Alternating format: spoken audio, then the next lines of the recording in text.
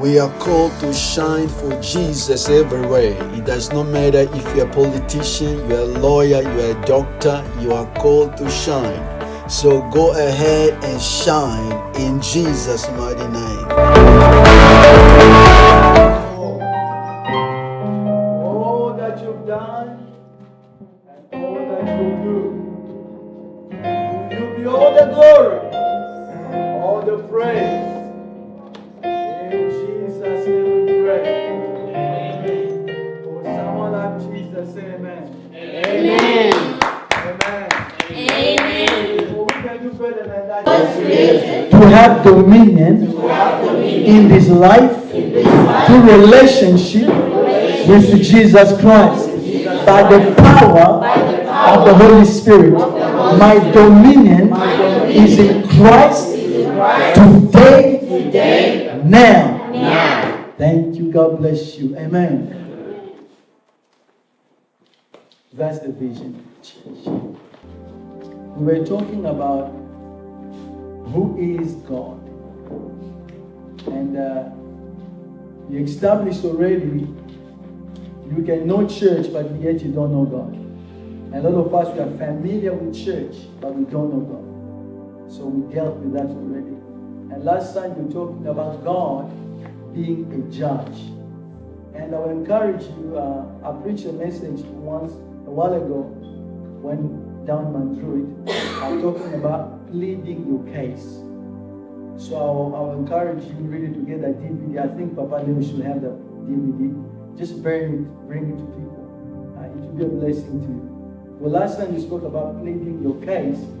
Last time we spoke about God being a judge. And what a judge does is he takes your case and looks after your case. So God is the same. We bring cases to him as we understand the word. Amen. So I really encourage you to get that DVD. It will really want to be a blessing to you. Amen. Amen. We spoke about God as a judge. We need to know God is attribute. First of all, God is a judge. Today we want to look at God is a king. Can you say a king? King. God is a king. Let's go to Psalm chapter 95, verse 3. We read in concept, ready, go. For the Lord is the great God, the great King above all gods. I love that. The Bible says the Lord is the great God, the great King above all gods. So when we are talking about God is a king, the Bible tells us that God is a great king. Now that word great means above the normal. So when we say God is a great king, what the Bible is telling us, God is a king not as you know it. God is a king not as the king of the world. God is a king above the normal. He's a king above the kings of the earth.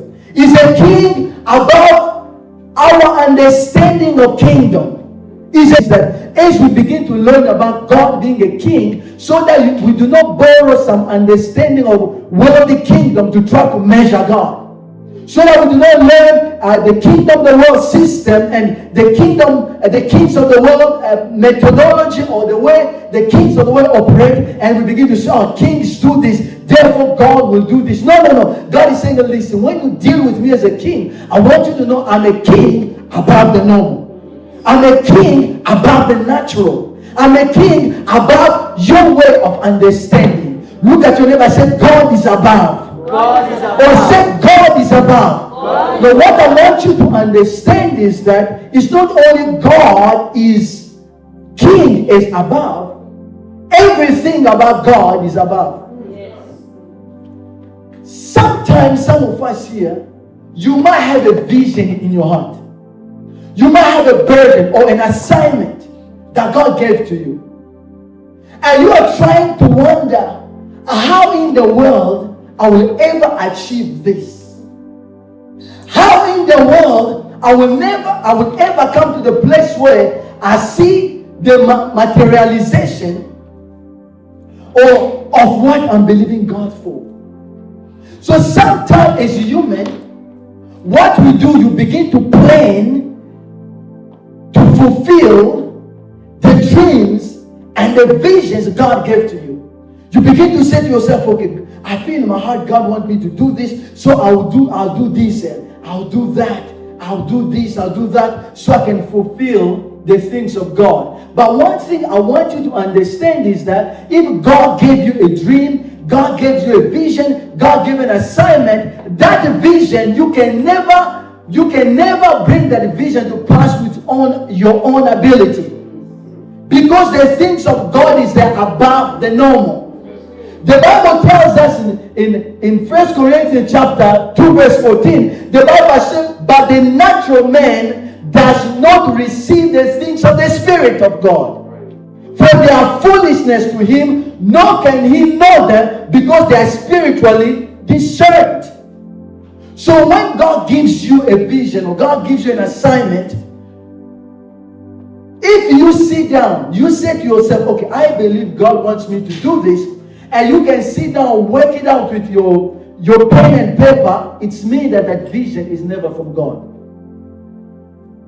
If you can sit down and say, okay, God wants me to do this, I know how I'm going to do it. If you know how you're going to do the things you believe God showed you, that is not the vision from God. That is your own ambition. Because the things of God, they're above the normal. The things of God, when you look at them, you say, God, how in the world you are showing me these things? I do not have the ability.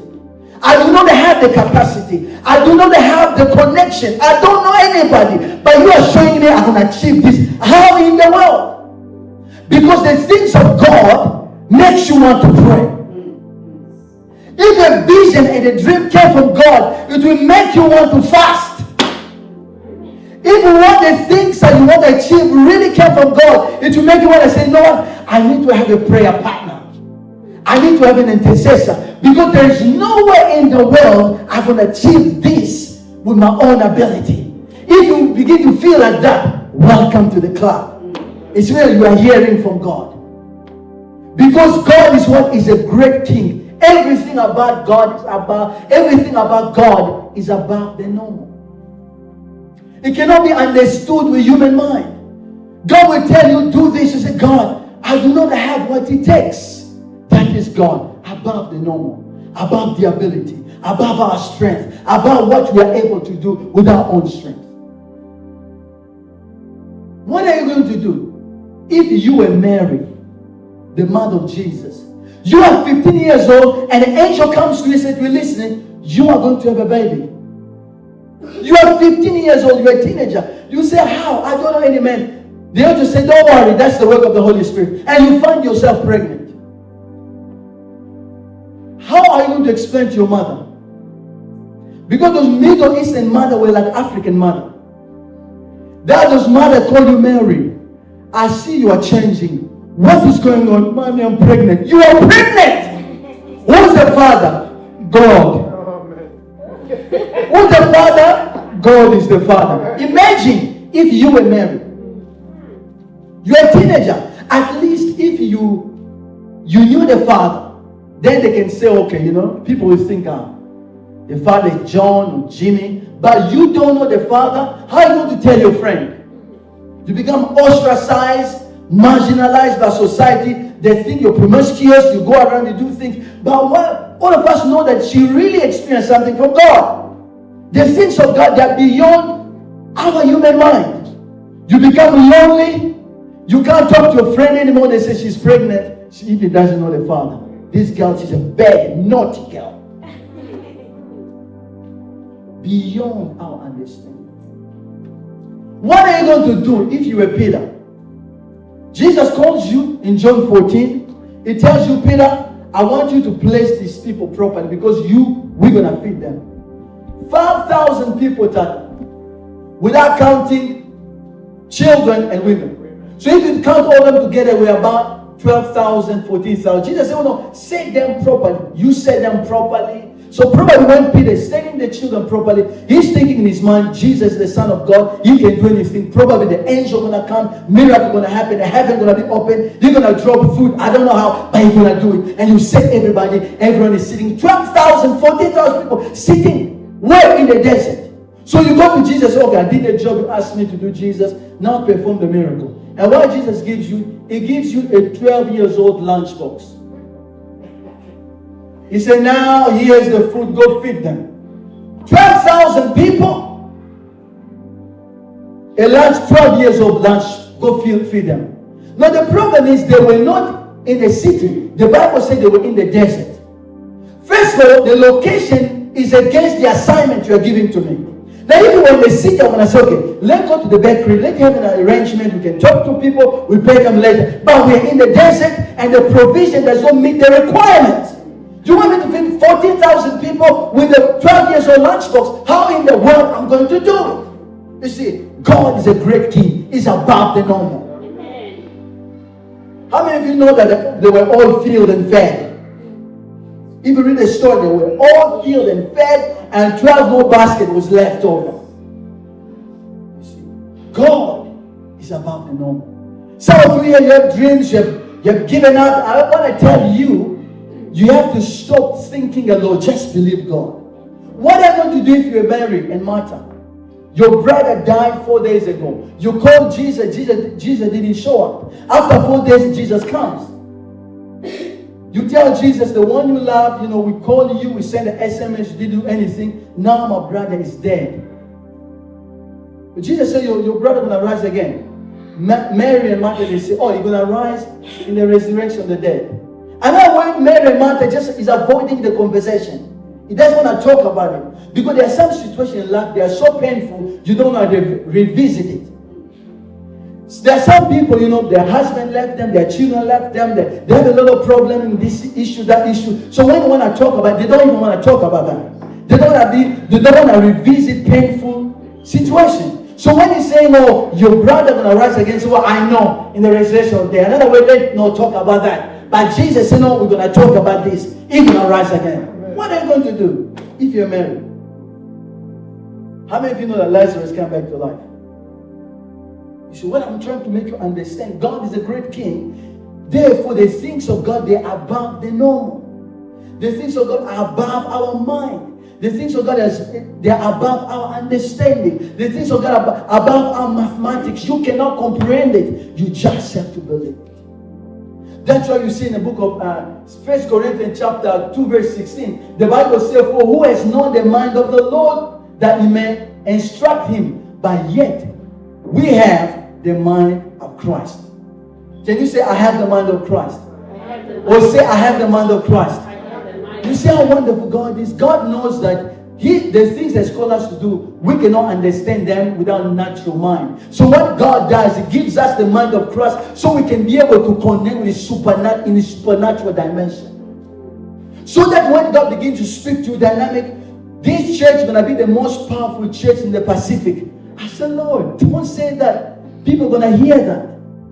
People are going to think I'm cuckoo. I don't have the people. I don't have the finance. I don't have how I'm going to do it. You see what God does now? He gives you the supernatural mind. So that when I'm sitting on my table, I'm planning on a supernatural dimension. Yes. I do not have the finance, but somehow in my spirit, I can connect what God is saying. Yes. So this is not natural, this is supernatural. And the problem with many of us who measure your life by where you are. But God wants you to switch.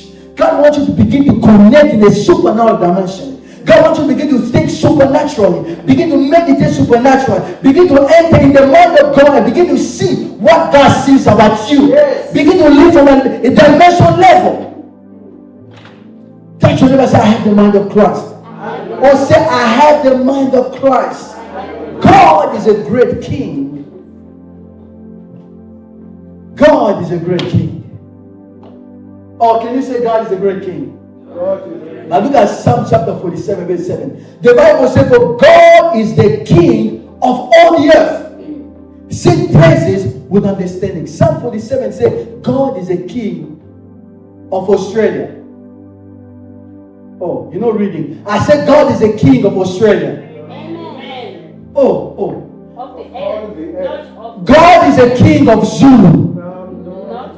Or God is a king of, I don't know, New Zealand. God is a king what? God is a king what, Papa Vegna? God is reading on street. God is what? Oh, I don't listen. God is what? No, watch. The Bible said God is a great king, meaning God is above the normal. It's meaning that God is able to provide, to perform, to do wonders in a supernatural way.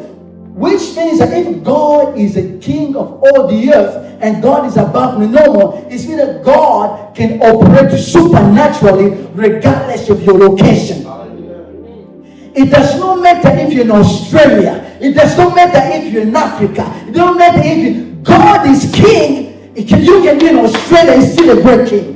You can be in America, he's still a great king. So what we have to do, we need to learn to disconnect. We need to learn to connect supernaturally with the God in a relationship with him. Because the Bible says king of all the earth. So it does not matter. People say, okay, Pastor, I have a vision, but I just have to go back to Africa. No, that vision can become a reality here. Or look at your neighbor, I can do it here. But you see, we have to learn to operate supernaturally. Some of you, I can see you operate naturally. That's your problem. You look at the numbers, you look at the numbers, you look at the figures, you say, I don't think it's going to happen for me. This country is too complicated. No. The Bible says God is a king of all the earth. That's right.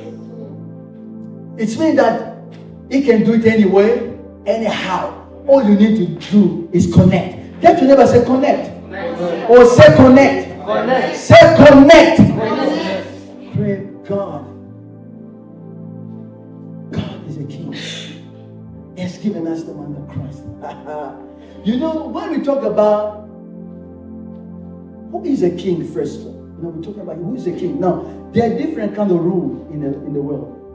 Ruling system. We have what we call democracy. It's a ruling system. It's from Greek, demos, krasia, demos means mass. Krasia means rule. So the rule of the masses. Then we have what you call, what else? We have monarchy. Monarchy, which means the rule of one person. All power is concentrated in one person. We have what we call oligarchy. Oligarchy is the rule of what? Of the elites. Few number of people are ruling. Then we have what we call theocracy. Theocracy is the rule of God. And if you think about this, I know there are a lot of countries now, they're saying, oh, we need to put our laws in place because we want to have a theocratical society. But to have a theocracy is not really, no nation really, apart from Israel, has ever experienced that. Theocracy. And even Israel itself, they experienced theocracy for just a moment. Remember that God was ruling them, they had a leadership based on God. Later on they came to Samuel, they said, Samuel, we just want to be like everybody else. So they broke from theocracy, because theocracy can be challenging. So these are different kind of rules we have in the world. But God, who is a king? God is, we can say God is a monarch.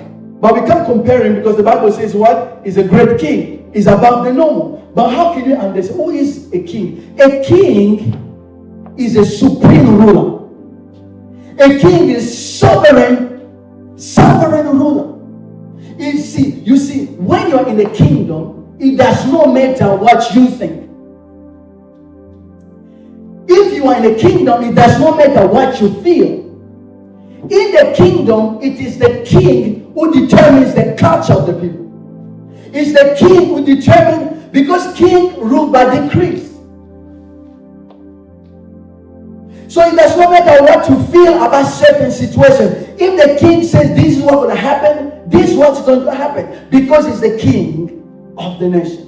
But if in the kingdom God says, okay, same-sex marriage is not permissible or allowed in the kingdom, you can have your own council. A church, you say, no, same-sex couple, they really, if they're in love, they can get married. If in the kingdom it's not allowed, you can have your religious thing you want to do. But God, if God says it's not going to be, it's not allowed within the kingdom.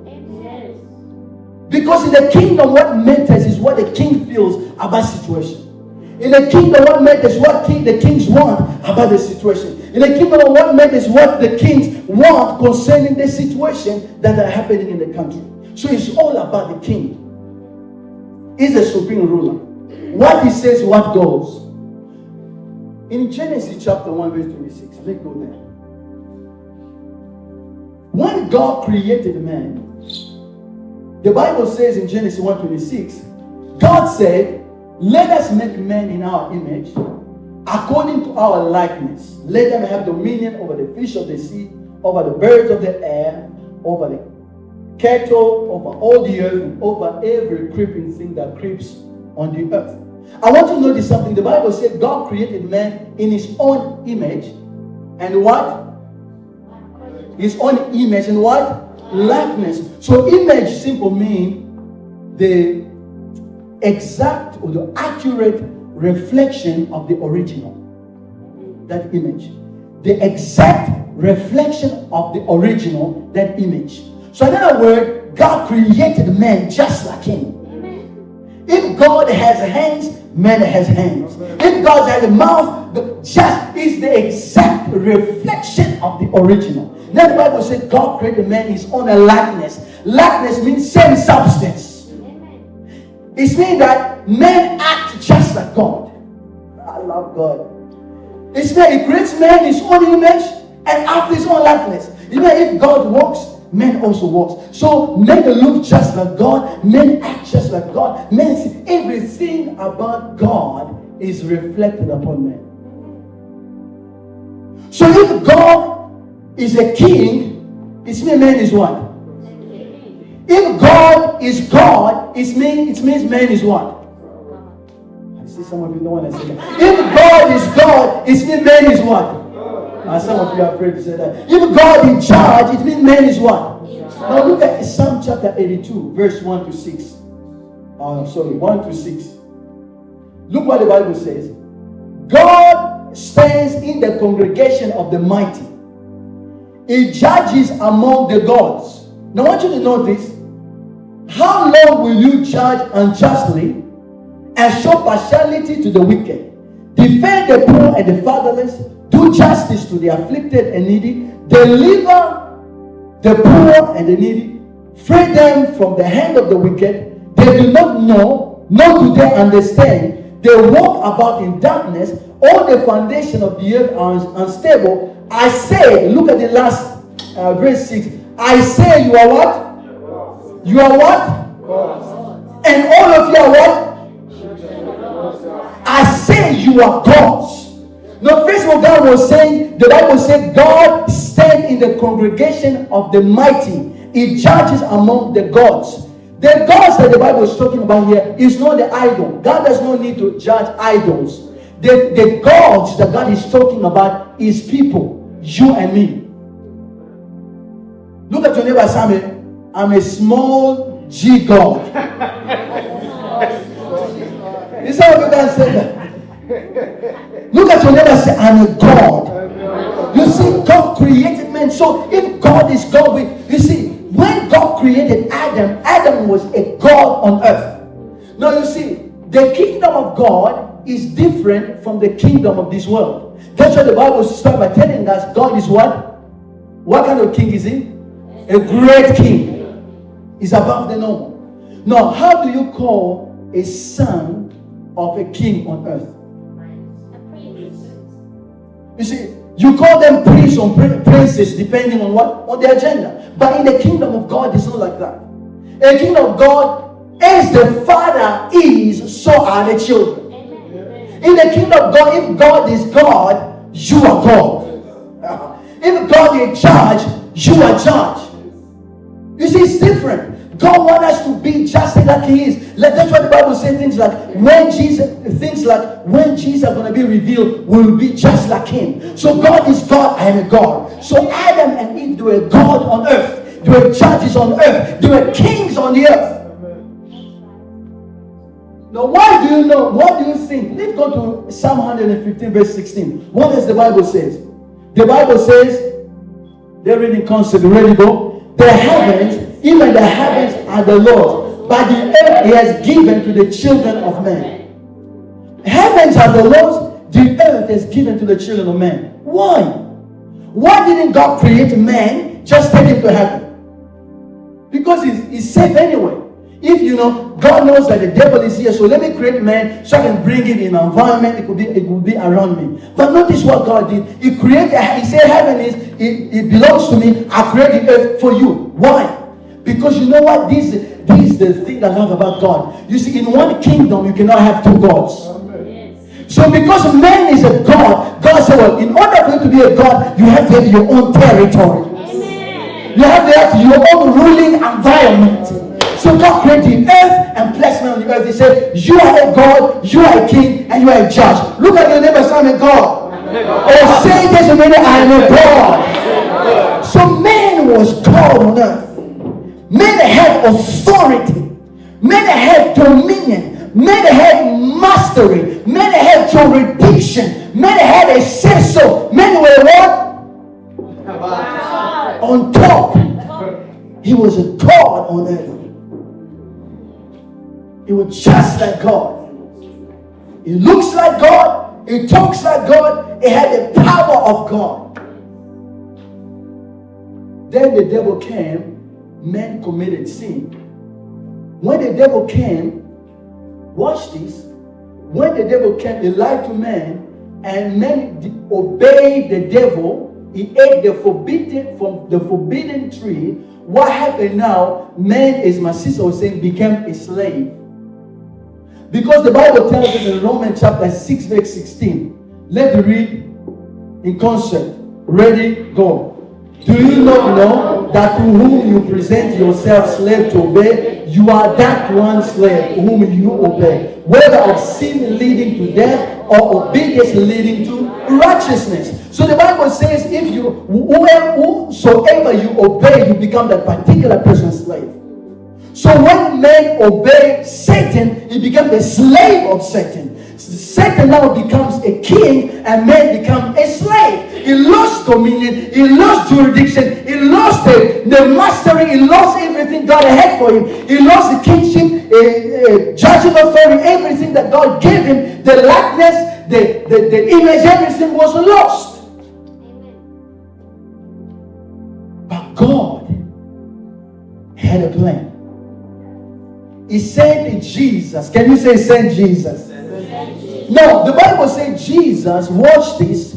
The first Adam lost because of sin. He disobeyed God. He obeyed Satan. He was submitted now to Satan, became slave, and Satan became the king. Then the Bible tells us that God sent a last Adam. Catch your neighbor, say it was the last one. It was the last one. Not the second one, the third one. There's nobody else is coming. He was the last one. Look at your neighbor. Say Jesus is the last one. Jesus is the last one. My brother and sister, I want you to understand. The Bible teaches us in the Acts chapter 4, 11 to 12. There is no other name that was given to man by which you might be saved. The name of Jesus. Jesus is the only one. Look at your neighbor. Say it's the only one. The Bible says, look at this. The first Adam, man. Look at that. The first man, Adam, became what? A living being. But the last Adam was what? It was what? A life-giving spirit. So the first Adam was a living being. He came and lived. He lost dominion. Now God came. He sent the last Adam who became a life-giving. He came to do what? Give. He came to do what? Give. He was born to give. That's why Jesus didn't come to receive anything. He came to what? To give. Jesus came to do what? To give. Now I want you to notice something. What came to give? Look at John chapter 18 verse 37. The Bible says, John 18 37. The Bible says, Pilate therefore said to him, are you a king then? Look at this. Jesus answered, you say rightly that I am a king. For this cause I was what? I was born, and for this cause I have come into the world, that I should bear witness to the truth. Everyone is of the truth to hear my voice. And that's why Jesus said, listen, the Bible tells us first of all, he came to give a life, but he was born to be a king. So if he came to give a life and he's a king, it means that he came to give his life as a king. Now Jesus will never come to give his life as a king if there was no need of the kingship on earth. Are you getting what I'm saying? Yes. Or if you get what I'm saying, clap your hand for Jesus. I love Jesus. Oh my. Jesus said, listen, I was born to be a king, and I came in the world to give. So if you are born to give your life, and you are born as a king, and it's your life that you are giving, it's like you are giving that kingship. Oh, you don't get that. Let's go to Matthew chapter 27, verse 11. Look at this.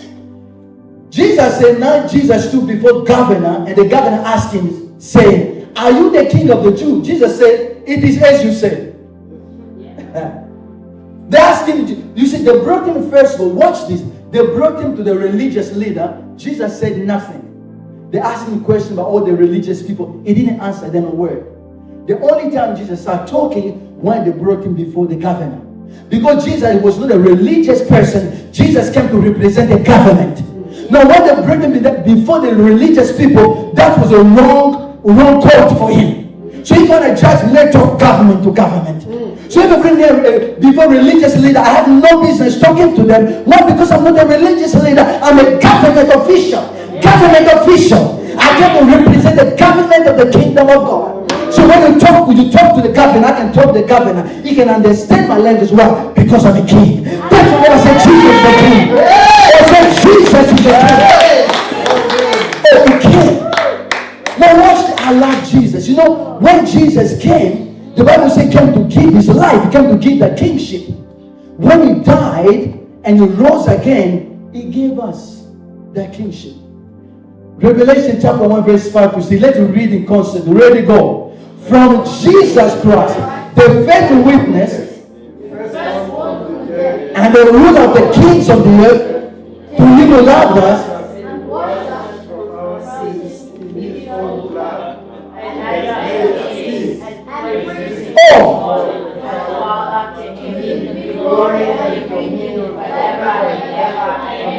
you don't get excited about that. Let's read verse 6 loud and clear, and then we're going to shout for Jesus. Verse 6, ready, go.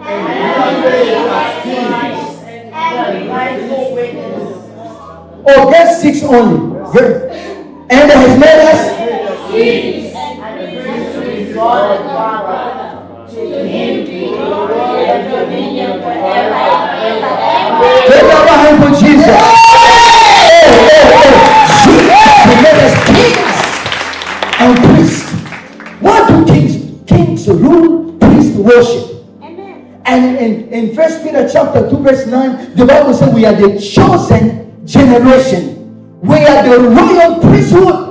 We are his own special people, that we may proclaim the praises of him who called us out of darkness to his marvelous light. The Bible says we are priesthood. We are a chosen generation, a royal priesthood.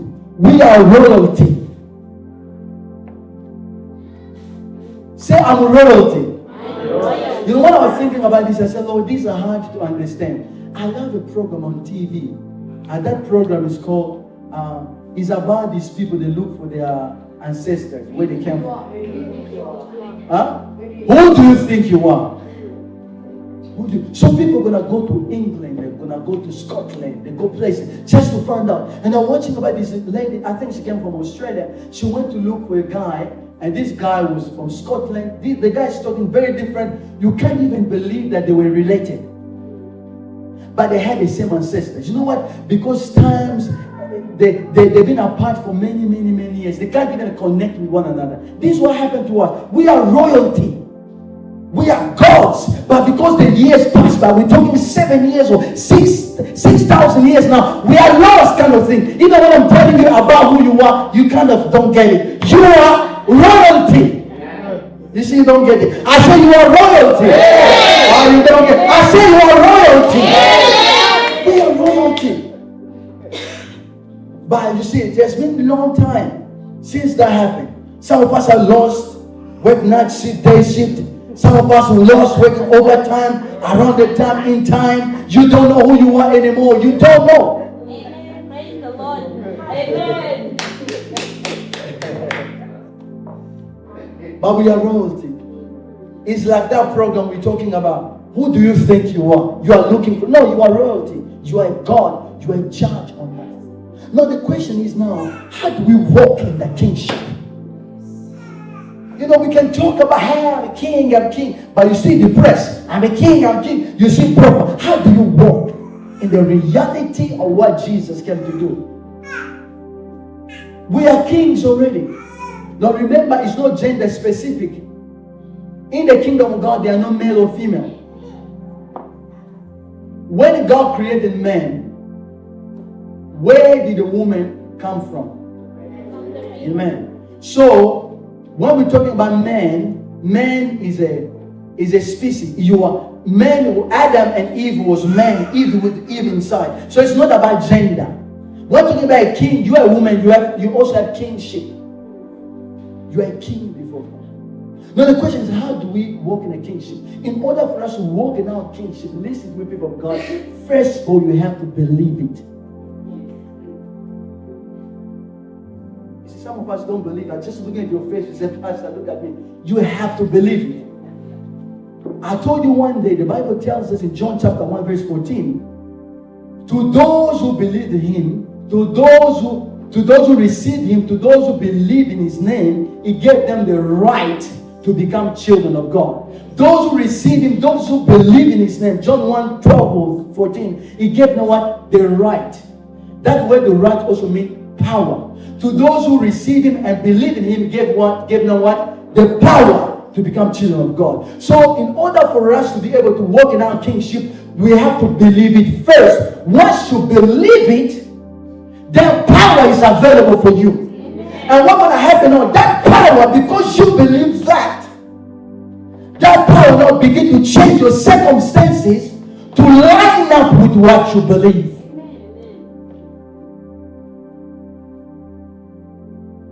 We have to believe this. And once you believe it, you see, with God, you have to believe first, and you begin to live in the light of that revelation. It means that I'm a king. No, you begin to see yourself as one. That's what believing means.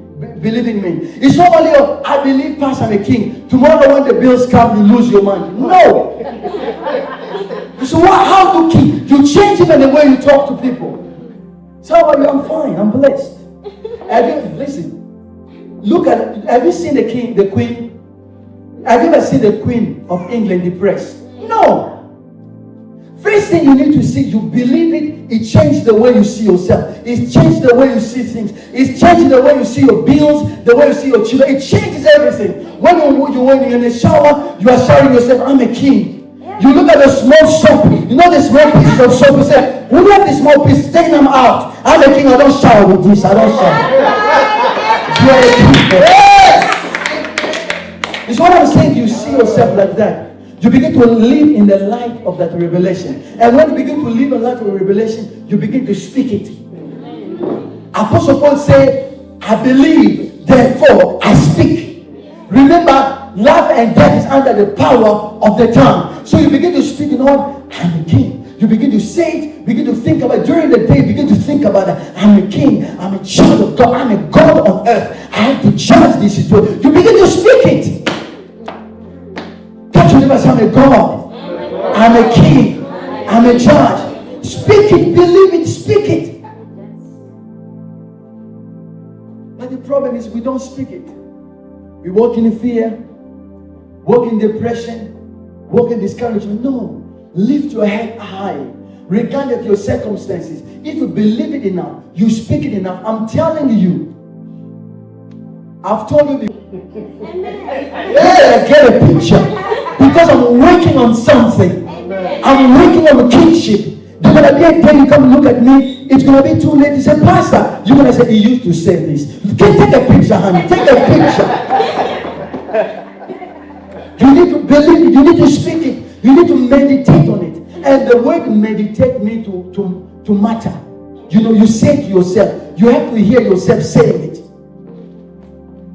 I say you need to hear yourself saying it. It's to cuddle. You know what animals eat, especially the cow. Have you ever been in a farm? You see, even though you come 1 o'clock in the morning, if you have goats or cow, they are always chewing. You know what? Because they eat it, they can't bring it back. They chew it, they bring it back. They bring it forth and back and forth. They eat it, they send it over. That's what it means to meditate on the word. When the Bible tells you in Joshua chapter 1 verse 8, this book of the law shall not depart from your mouth. You shall meditate in it day and night, that you may observe to do according to everything that is written in it. Then you're going to make your way prosperous and have good success. So God said, I want to meditate on it. I want to think about it. I want to say it because you are a king. See yourself as one. Talk as like one. Live as one. You are a king. Oh, you don't get that. I say you are a king. Yes. Kings don't talk anyhow. And we are dying though. Kings don't talk like that. The Bible says in Ecclesiastes chapter 8 verse 4. Let the reading concept ready go. Where the word of the king is, there is power. And who may say to him, what are you doing? Where the word of the king, there is what? There's power. And when you understand, we understand our kingship, and we begin to deal with the situation of life. I'm a king. When my words come out, there is power. And the devil need to know that. You need to show the devil, I know who I am. I'm a child of Most High God. I can be dealing with that, but I'm going to keep on speaking the word over my situation. Amen. That's why I wrote that book for. There's scripture there. Once this situation don't work for you, you don't sit there and begin to cry. No. Remember, you are a king. And when the word of king, there is what? There is power. When demons begin to come, you speak the word. When trouble comes, speak the word. When challenges come, speak the word. Keep on speaking the word. You speak it in the morning. You speak it in the afternoon. You speak it in the night. You speak it again. You speak. It might take you a year, the word you've been speaking. Or so one day, you'll be walking the reality of the word you've been speaking. Amen. I told you, the life you're living now is the result of the things you've been talking about. You've been saying, Pastor, I need my job, I'm going to finish like a nurse. You can just gonna be a nurse. But you begin to say to yourself, you know what? God, I'm a king. I'm going to be somebody in that company. I'm a king. I'm going to have my own business. I'm a king. I'm going to have a great ministry. I'm a king. Prophets, speak these things.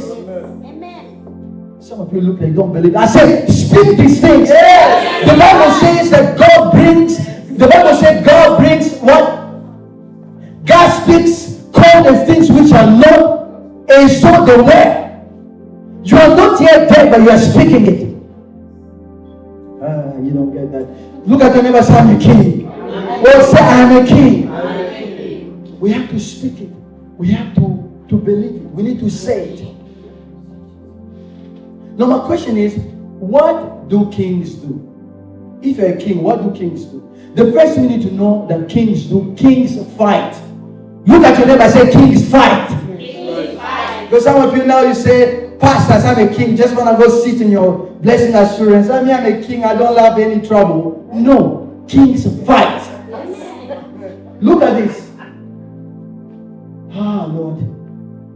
Look at your neighbor and say, kings fight. Kings fight. Ecclesiastes chapter, 2 Samuel chapter 11. Let's read verse 1. The Bible says it happened in the spring of the year. At what time? At the time what? So there was a time set aside for you to go and fight. So you can't be honest, Solomon, me, I don't like any trouble. I'm scared of the blood. No, you are a king. Go. God said, okay, if you are, because some people they want to tell me I'm not confrontational. I just want my peace. No. God said, well, I'm going to even have a period. Springtime, everybody, take your sword, go to fight. You are a king. You have to be prepared to fight. Oh God. Oh God. And there's another scripture. I didn't write it. I think it's in 2 Chronicles 20. It's mean that we are called to fight. You see, this was a New Testament. Kings had a season and appointed time for them to fight. In the New Testament, the nature of the fight had changed, but the principle is still the same. I said the nature of the fight had changed, but the principle is still the same. You still have to fight, but you do not fight like they used to fight with sword and backlash and all sorts of things. No, the Bible says in Ephesians chapter 6 verse 12, for we do not wrestle against the flesh and blood, but against principality, against powers, against the rulers of darkness of this age, against spiritual hosts or wickedness in heavenly places. What I want you to understand, people of God, is kings, the battle is over territories. There are territories in your life that the devil wants to take over. Some of us, the devil has besieged you financially. You are always broke. You work hard, but no outcome. Some of us, the devil has besieged us mentally. Some of us, the devil has besieged us in our confidence. Some of us, the devil has besieged us economically or in any area. It's a battle over territory. But touch your neighbor, I'm a king. Or I'm a king. Now, what you have to do, you need to assess. When it comes springtime, right now you have to begin to assess your life. You say to yourself, listen, I'm a king. But it seems like the devil has besieged my confidence. The devil has besieged my finance. The devil has besieged my marriage. The devil has besieged my children. There's a territory that the devil has taken on. You as a king now, the Bible says you should do what? Even though you do not walk in the flesh, you do not fight according to the flesh. But how should you fight? The Bible says, oh God, let's go back. The Bible says we should fight what? Our fight now is a fight of faith. The Bible calls it a good fight. A good fight, is it a fight that you lose? What is a good fight? It's a fight to win. It means that as a king, you are not fighting to get victory. You are fighting from victory. So you need to know which area in my life I feel besieged. If it's finance, you say, I'm going to work on my finance this year. So what you do, son, bring me one of my books. One of the books there. What you do when I take territory, just give me a few minutes. Look at this. You take the scriptures. Because you do not fight, the Bible says you don't fight against flesh and blood. You fight against principalities and powers. People are not your problem. Your manager is not your problem. Your boss is not your problem. Your problem is principalities and powers. So you take the word from God. You take the scripture that covers your situation. You begin to speak those scriptures. Because the Bible says that the word of God, in Hebrews 4:12, 11 to 12, the Bible says the word of God is a double-edged sword. It's a sword of the Spirit. You begin to speak the word over your finance. You begin to sow the seed. What you are doing is, as a king, you are taking territories. You are telling the devil, listen, you used to do that before. Now I know I'm a king. I'm going to take my position. You begin to war, begin to fight the good fight of faith. You say, devil is not over until I see my finance restored. I see my marriage restored. I see my business restored. I see my family come back to God. You fight for it. Amen. You don't sit around there, pastor. It's winter time, it's hard to pray. No! You wake up in the night. You wake up in the night, and instead of complaining, you begin to speak in tongues. You begin to prophesy because you are a king. Touch your neighbor, I'm a king. I'm a king. The devil should speak twice before he messes up with you. Amen. The devil should know, you know what? If you mess up with Sheila, you're in trouble. If you mess up with Sky, you're in trouble. Amen. But there are some people, the devil say, no. What are you messing up with? Oh, Larry. Larry, just go in there. It will do nothing. But if he knows that Larry is a warrior, he will think twice. What the demon's thinking? When the demon called him, he says, sir, there's this guy Larry. What do you want us to do? He checked his report. He said, no. Don't bother that boy. He's crazy. Because if you try with him, if you're praying once, you're going to be praying 3 times, 4 times, you're going to be waking up in the night going, that's why you need to. Because you're a king, you have to make sure it is not yet over until you take over every territory. You were born for dominion. You are born to be on top. It's not over until you get on top. That's what I said, I'm going on top. I'm going on top. What do you mean you are broke? What do you mean, pastor, my mind out? What do you mean? You are a king. You have to go back to fight that fight. I tell you what, the devil is defeated. All you need to know to arise an awareness of who you are. Because you're a king. Look at your neighbor, say, I'm a king. I'm a king. Oh, look at your neighbor, say, I am a king. I am a king. Oh, say, I am a king. I'm a king. Oh, you said if you don't believe, say, I am a king. I am a king. No, the question, can you give me another 5 minutes? The question now is, where is the battlefield? Because the Bible said they used to, we read that the springtime, they're going to go and fight. So where are you going to go and fight? Look at this. Proverbs chapter 25, going 28. Let's read in concept. Ready, go. Whoever has no rule over his own spirit is like a city broken down without walls. No, you are a king. You know, in the Bible time, the protection of a city was based on the strength of the walls. So, if you want to attack, because all the cities were surrounded by walls, the walls were built around. So, if you want to attack a city, you have to be able to break the walls first. Now, the Bible says that if you have no rule over your spirit, you are like a broken cities without walls. It means that the enemy can come anytime. He comes in the night, he sits on you. That's why every time you wake up, you are always tired. Even though you have off, you're always tired. You had 2 days off, you didn't do it, you're always tired. They never come and sit on you, you're a playground. No, the Bible says you have no rule over your spirit. You are like a city broken down without walls.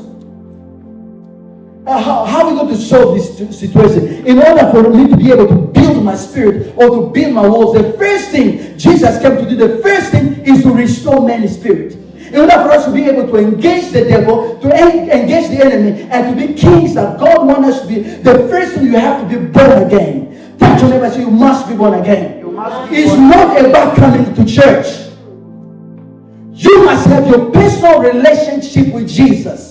You can come to church, you can sing in a choir, you can do whatever you want to do, but if you are not born again, the devil has preeminence over you because your walls are broken down. You must be born again. Once you are born again, what happened? Your walls are built. You become a child of God. That's why Jesus came to the first thing to restore man's spirit so we can have a relationship with God. The second thing, once you are born again now, you have to renew your mind.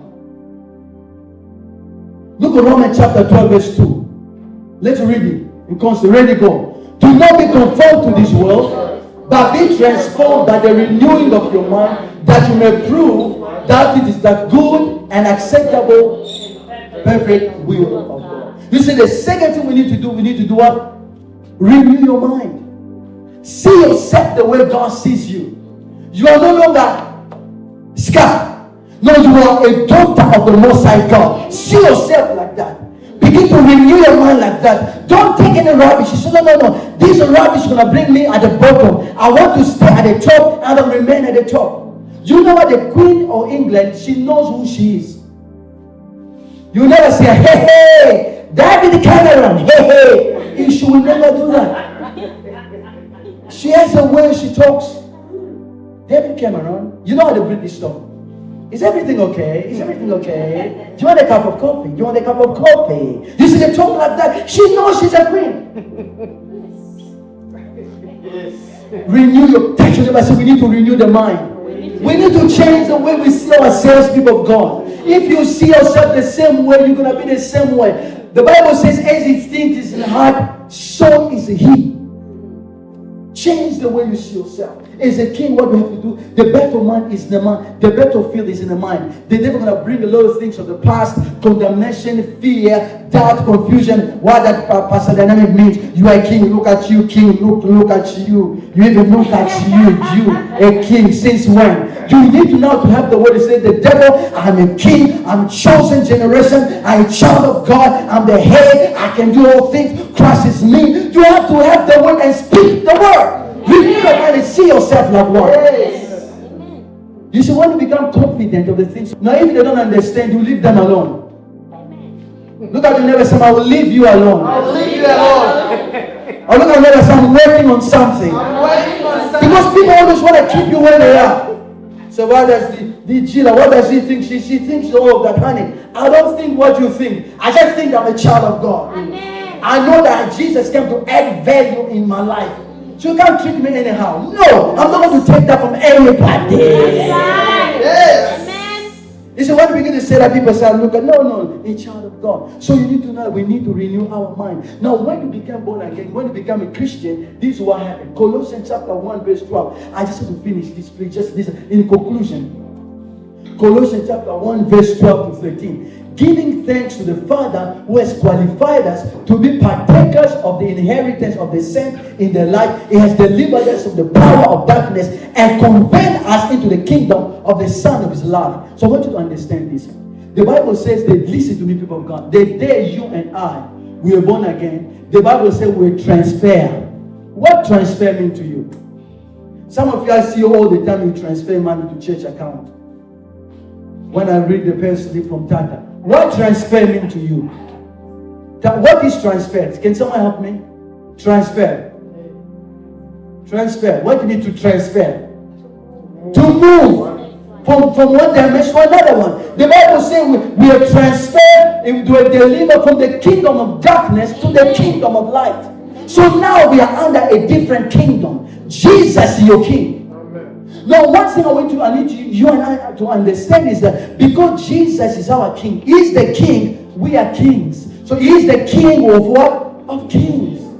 When the Bible says the king of kings, it's not talking about the queen of England. It's talking about you. He's the king of what? Kings. Can you say to yourself, I'm a king? I'm a king. Some of you don't look, Papa, you don't look like you are. Say, I'm a king. I'm a king. You are a king. You see, but one thing we need to know is this.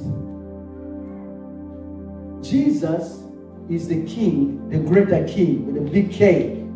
We are king with a little K. Now, what we need to understand, Jesus is the king and we are not. We depend on Him. It does not depend on us. Amen. He tells us what to do. We don't tell Him what to do. He directs us. We don't direct Him.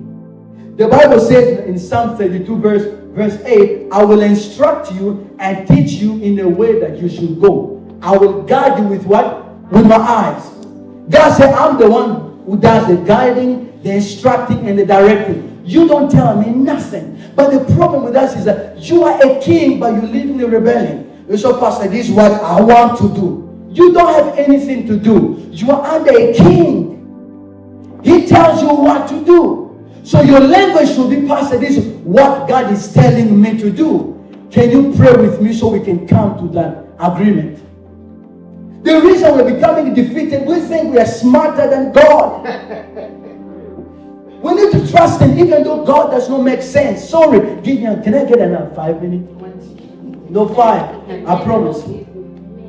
You see, what I want us to understand is this. We need to trust God even when God does not make sense. If you read in the book of 1 Samuel chapter 13, Samuel was a king just like you. He was waiting for, Saul was a king just like you. He was waiting for Samuel because they were about to fight. So Samuel took a long time. What did he decide? He decided, they said, well, I see people are scattering. What I will do, I just have to decide what to do. So he went to offer a sacrifice. What? It was not his job. That was the job of a priest, a prophet, Samuel. So what I'm trying to say is this. As a king, you don't say, well, he told Samuel, listen, I saw that you didn't come in the time that was appointed. Some people say, well, I've been waiting for it. I was waiting on the Lord for a long time. I see God is not coming through, and I'm checking my biological time, and I think it's time to get married. I get anybody. You see, God, you didn't come on the time that I think you should come, so I need to help you. I get myself. You can get yourself some devils if you do that.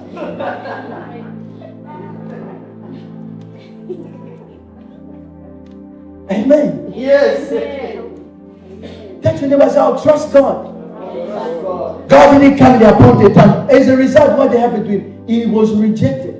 The second thing is we need to trust God even when it seems like God is changing what He's doing. As kings. Listen, can you imagine Abraham in Genesis chapter 22 verse 12? Abraham, God told me, I want you to go sacrifice your son. Your only son is a sacrifice. So he come to the place to sacrifice his son. The same God, watch this, the same God who told him, I want you to sacrifice your son. He said to Abraham, hey, stop, don't sacrifice your son. You told me to sacrifice my son. I come to sacrifice. I say, stop. Don't sacrifice your son. It was just a test. Now I know that you trust me. It was some of us here. We are so traditional. You're going to go there. God says, stop. Don't kill your son. You say, no. That's the devil. I'm going to kill my son. You kill your son and you think you're doing God a service. Guess what? We need to be very careful to listen what God is saying. You need to be very careful. You need to be progressive. God can tell me Dynamic start the church. I start Kingdom Life Empowerment Center here. After 5 years, God can tell me, go Dynamic, give the church to this brother. You go back to South Africa, go back, start, continue with another work. But if I'm very traditional, I'm not progressive, I'm going to say, well, God spoke to me 10 years ago, I must be a pastor. But God told me it's time to move on with something different. There was a pastor praying. He was praying. He heard, when he was praying, he heard the word India. He said, Lord, thank you. I'm going to India. He went to India, took all his family, said,